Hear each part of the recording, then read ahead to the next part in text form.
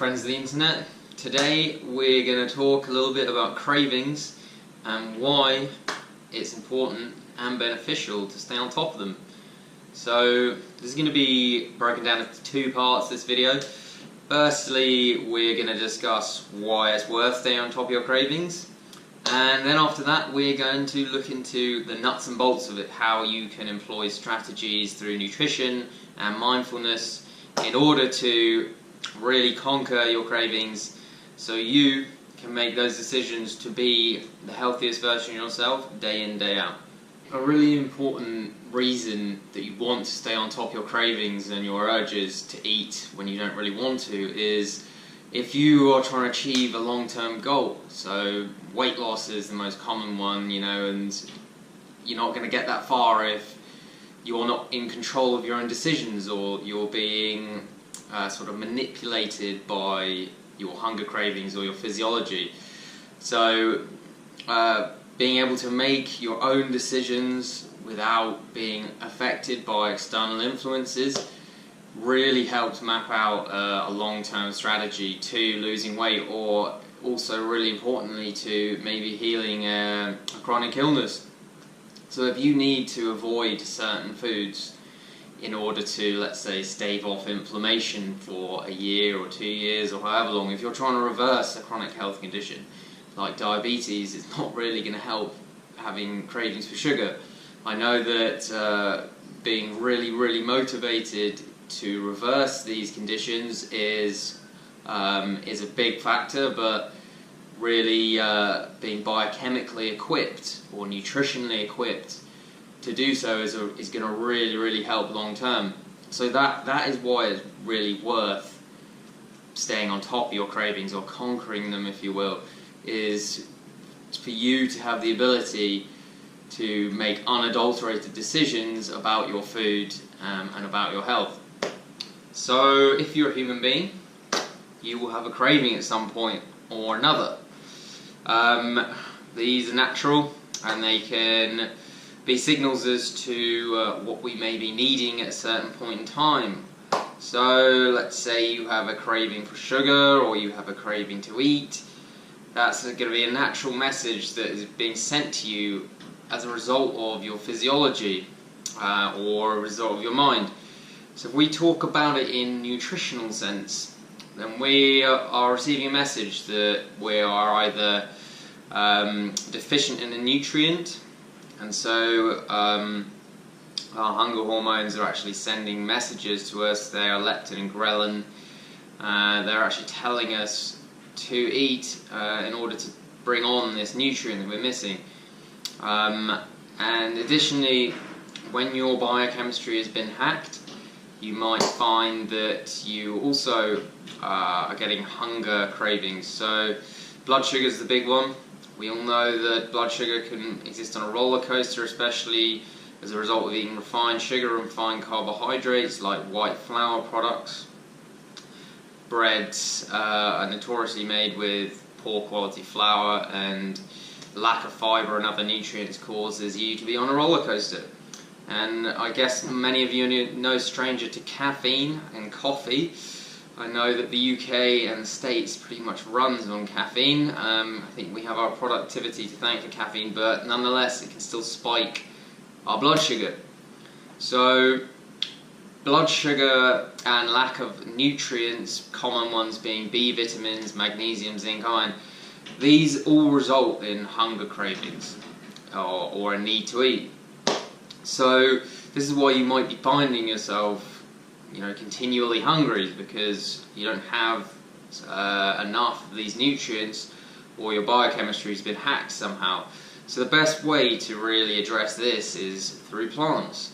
Their abundance of fibers really help control blood sugar levels. They help stabilize them to keep you off that blood sugar roller coaster, so you're not continually dipping in and out of needing energy and having loads of it. In addition to the wonderful amounts of fiber, there are massive amounts of trace minerals or micronutrients like your zinc, magnesium, iron, and many others. these will also help you keep satiated, and once your body has enough of these, it's going to stop sending out the signals through your hunger hormones to take on these nutrients. So this takes a while. You can do something called crowding out, which means crowding out cravings.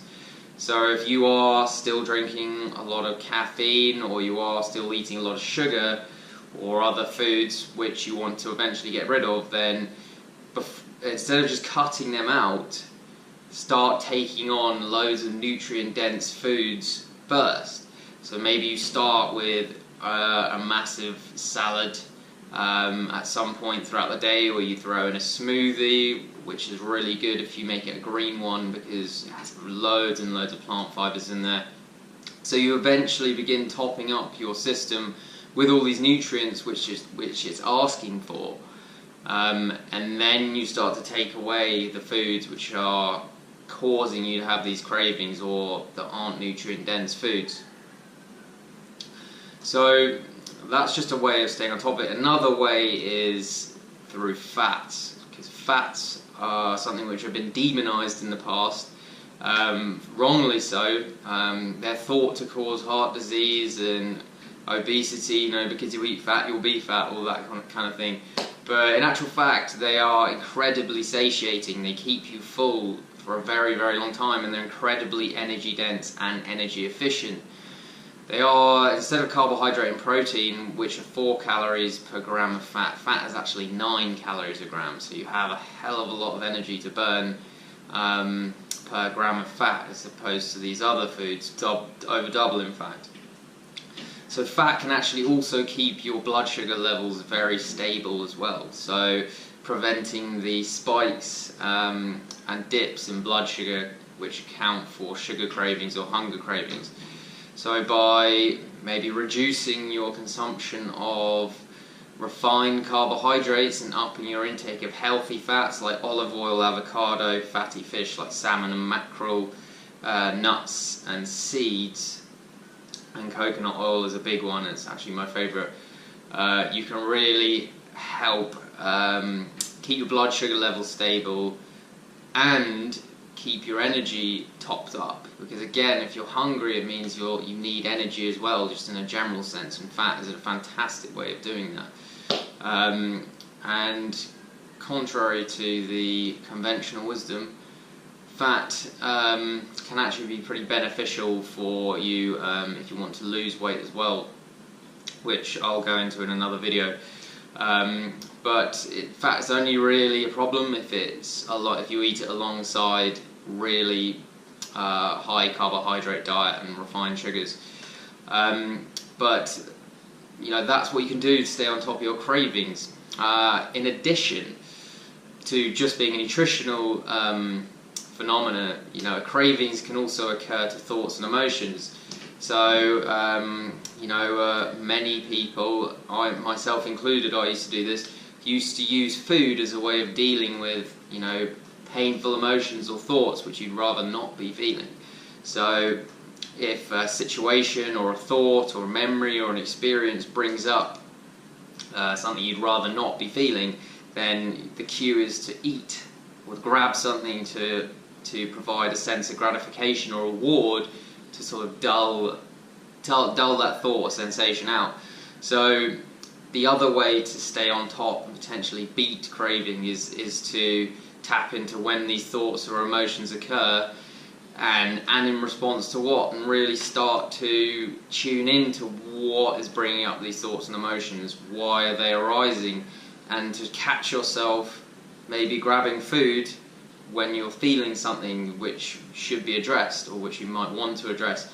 I'll go into detail in this in another video on mindfulness, because a mindfulness practice can really help bring awareness to how you're thinking and how you're responding to your environment, and what that makes you do in terms of your habits and your behaviours.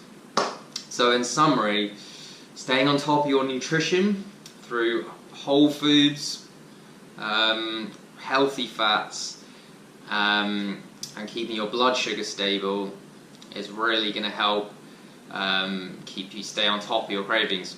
And also staying aware of your thoughts and emotions and how those are triggering your desires to eat.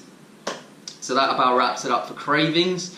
If you have any questions, please send them my way. I'd be more than happy to help give you a little bit more information. But thanks for tuning into this video. Please subscribe for more of these videos. Please like my Facebook page if you want to see more. Thank you.